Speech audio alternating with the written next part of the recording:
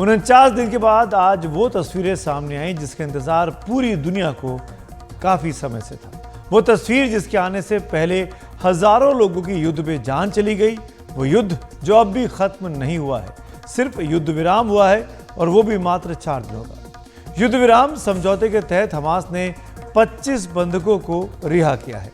पहले 13 बंधकों की रिहाई की बात सामने आई थी, लेकिन हमास ने 25 बंधकों को छोड़ा।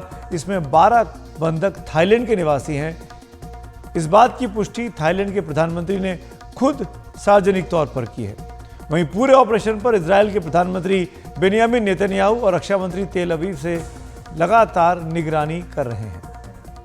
4 दिन की शांति का वादा किया गया है दोनों तरफ से। इजरायल और हमास के हथियार 4 दिन अब खामोश रहेंगे। मौत के आंकड़े रुके रहेंगे।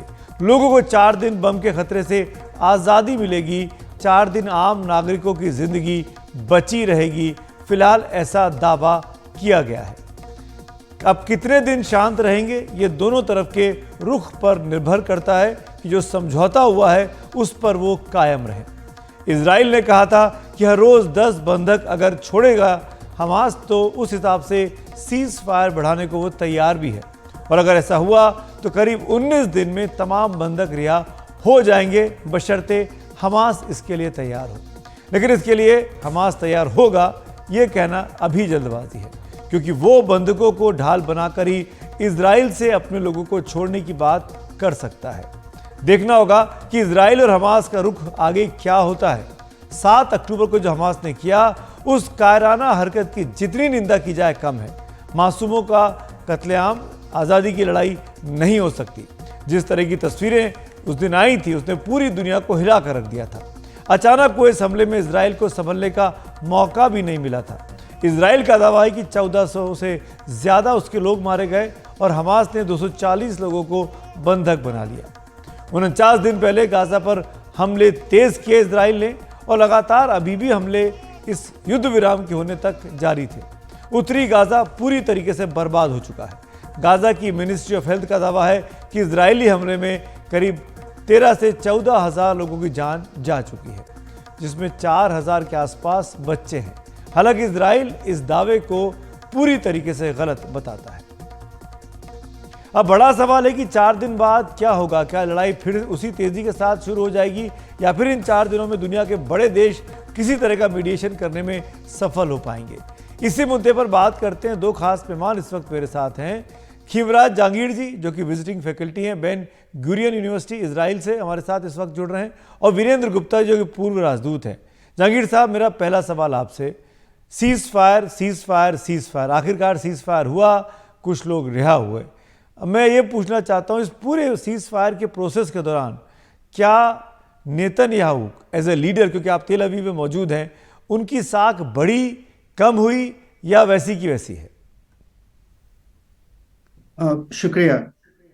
नेतन्याहू की साख लगातार गिर रही है। इस पूरे 45-50 दिन में नेतन्याहू की न केवल राजनीतिक मुश्किलें बढ़ी हैं, उनके खिलाफ बंधकों के परिवार वालों ने आज से सिर्फ 3 दिन पहले 30,000 लोगों के साथ तल अवीव से जेरूसलम तक की 4 दिन की पैदल यात्रा करी और उनके मिलिट्री ऑपरेशन के खिलाफ बोलते हुए कहा कि आप इसका राजनीतिक हल निकालिए। ये जो सीज फायर अब हुआ है, इसमें इजराइल की एक बहुत बड़ी नाकामी थी पिछले 1 महीने की, कि मिलिट्री किसी भी तरह से बंदियों तक और हमास के छिपे हुए ठिकानों तक नहीं पहुंची। उन्होंने उत्तरी गाजा में हमास के कुछ टनल्स और मिलिट्री ऑपरेशंस को पकड़ा जरूर, पर बंदी हाथ नहीं लगे। तो एक तरफ 30 दिन से आर्मी गाजा के अंदर बंदियों का पता नहीं लगा पाई, और दूसरी तरफ लोगों का धैर्य इस बात पे छूटा जा रहा था कि आप हमास को मिटने और मिटाने की बातें तो करते रहेंगे और ये ऑपरेशन हो सकता है 6 महीने तक चले, आप परिवार कैसे छुड़ाएंगे। तो नेतन्याहू इस समय बहुत ही बुरी राजनीतिक मतलब स्थिति में है। मुझे नहीं लगता कि इन बंदियों के छूटने से उनका किसी तरह से राजनीतिक चेहरा बचेगा। उनकी जी नाकामी बहुत बहुत हद तक हर जगह हर तरह से बात की जा रही है। जी, जहांगीर साहब रहिए मेरे साथ। वीरेंद्र गुप्ता जी, मेरा सवाल अब आपसे है, और वो ये बहुत सिंपल सा सवाल कि क्या इस पूरी परिस्थिति में जो अभी बन रही है, क्योंकि सॉल्यूशन तो इस प्रॉब्लम का हमास और इजराइल के बीच जो चल रहा है ये सालों साल की लड़ाई है, लगता नहीं है कि इस युद्ध विराम के बाद कोई परमानेंट सॉल्यूशन भी होगा, ये सिर्फ टेम्परेरी फेज है। मेरा सवाल आपसे ये है कि इस परिस्थिति में क्या तमाम इस्लामिक कंट्रीज दबाव बनाने में कामयाब होंगे इजराइल पर, अमेरिका पर, कि वो फिलिस्तीन को वापस जगह दे? देखिए, ये तो टेम्पररी ट्रूस है 4 दिन के लिए, शायद 4 दिन की बजाय 6-7 दिन और भी बढ़ सकता है। लेकिन दोनों पक्षों को ठंडे दिमाग से सोचना पड़ेगा कि उनके फायदे में क्या चीज है। शॉर्ट टर्म पॉलिटिकल गेन, उससे कोई फायदा नहीं होता है, उससे डिजास्टर्स कॉन्सिक्वेंसेस होते हैं। और लॉन्ग टर्म में हमास ने बहुत बड़ा कदम उठाया जिसकी बहुत निंदा भी हुई।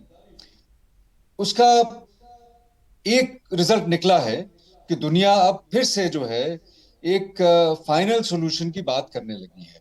पहले भी बात होती थी, फिर ये बात को बैक बर्नर पे रख दिया गया। पैलेस्टीनियन रेजोल्यूशन और पैलेस्टीनियन इशू की बात जो है कोई भी नहीं कर रहा था पिछले कई सालों से।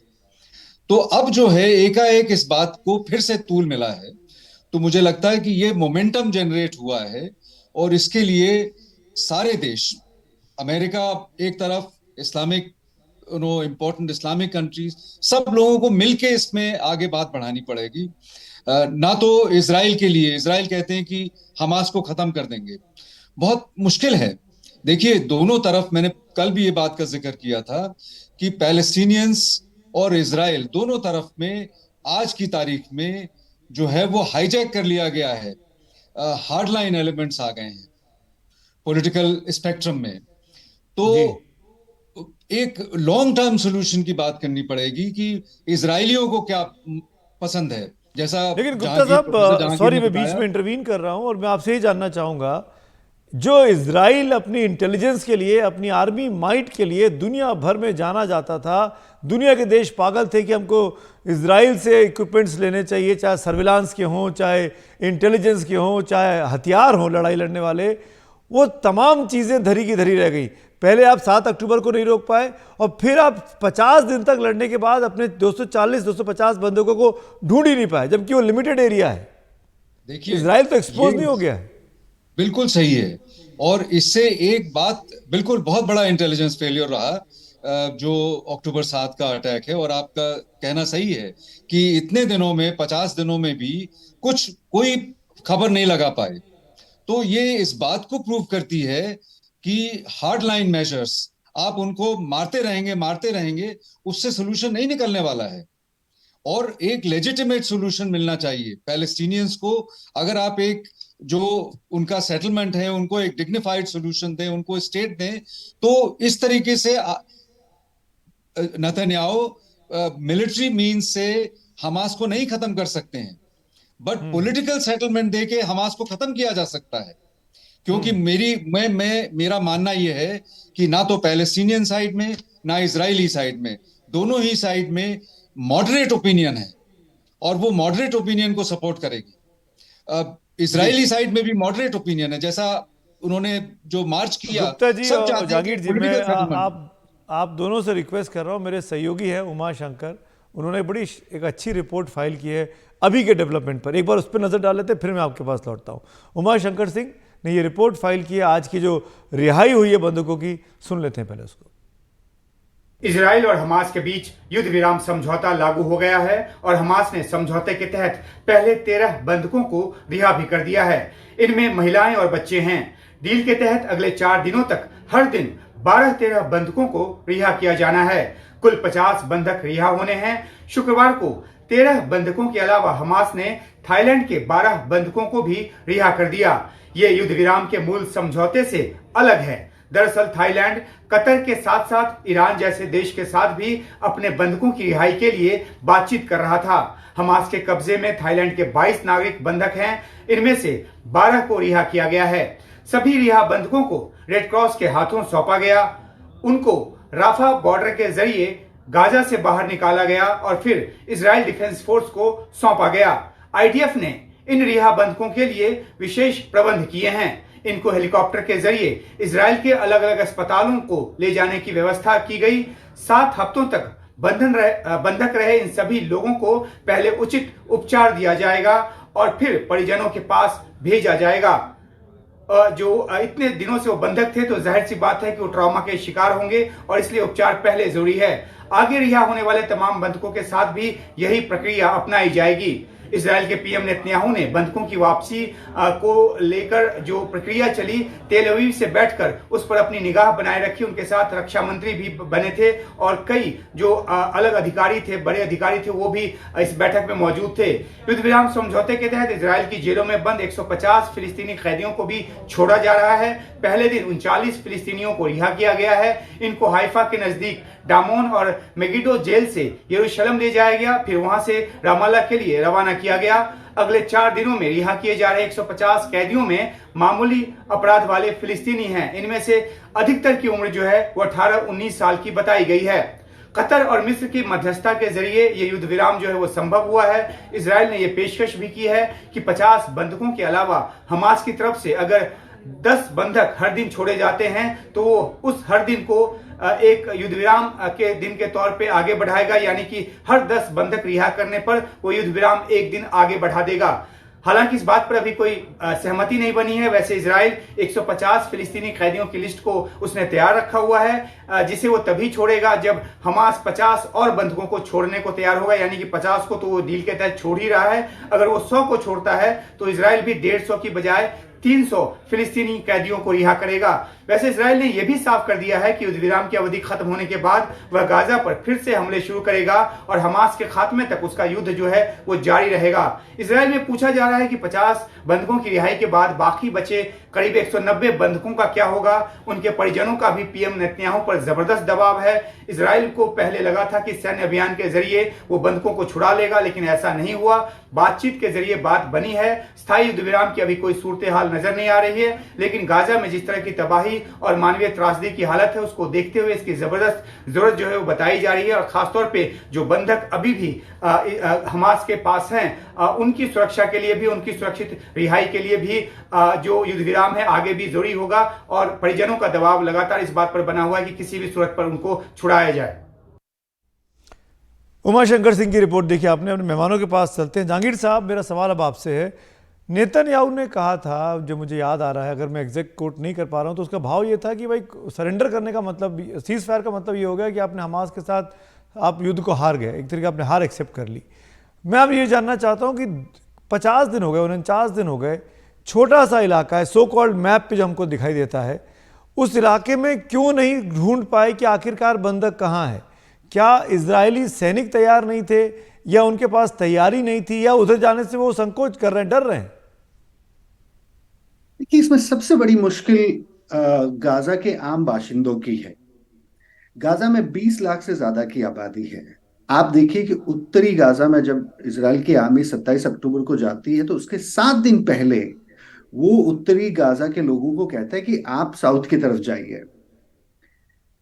हमास अस्पतालों, स्कूलों और आम बाशिंदों की जगहों से अपने ऑपरेशंस ऑपरेट करता है। तो इजराइल की सेना, जो अभी भले ही पूरी दुनिया उसे, मतलब काफी लोग क्रिटिसाइज करते हैं, पर उस आर्मी ने बहुत कायदे से और बहुत धीमे से कार्रवाई की है। आप सही कह रहे हैं कि इतना छोटा इलाका है, वो कहीं भी जा सकते हैं, पर वो कहीं नहीं जा रहे हैं क्योंकि वहां जाने में आम लोगों की मौत होना तय है। आप सिर्फ उत्तरी गाजा में देखिए, 10 लाख लोगों को इन्होंने जब हटाया है, उस दौरान भी तो जो हमास की एक बहुत ही गैर जिम्मेदाराना रणनीति है कि वो अस्पतालों से और आम बाशिंदों की जगहों से लड़ाई लड़ता है, तो उसमें इजराइल लड़ नहीं पाता है। तो इस वजह से मेरे ख्याल से इजराइल की आर्मी अब भी क्या करेगी, ये बड़ा मुश्किल सवाल है। आज की और कल की यहाँ के रक्षा मंत्री की स्टेटमेंट थी कि अगले 2 महीने तक उनका वॉर गाजा में चलने वाला है।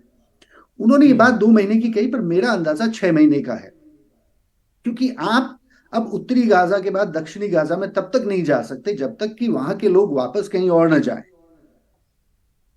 तो इजराइल की आर्मी बंदूकों को कितना छुड़ा पाएगी, ये तो बहुत मुश्किल है। पर ये जरूर है कि इजराइल की आर्मी अपनी मौजूदगी से हमास को अब जमीन के नीचे जी। से ऊपर नहीं आने देगी। बिल्कुल जहांगीर साहब और गुप्ता जी, वक्त की कमी है, बहुत बहुत शुक्रिया अपना वक्त निकालने के लिए, हमारे साथ जुड़ने के लिए। लेकिन लगातार इस खबर पर एनडीटीवी की नज़र बनी हुई है। हम अपने मेहमानों के साथ भी बातचीत करते रहेंगे, क्योंकि ये सिलसिला आज शुरू तो हुआ है, पर ये सिलसिला कितने दिनों तक चलेगा इसको लेकर मन में तमाम शक व शुबा भी हैं, क्योंकि दोनों ही लोग, चाहे इजराइल हो चाहे हमास हो, उन पर भरोसा करना इतना आसान भी आज की तारीख में नहीं दिखाई देता है।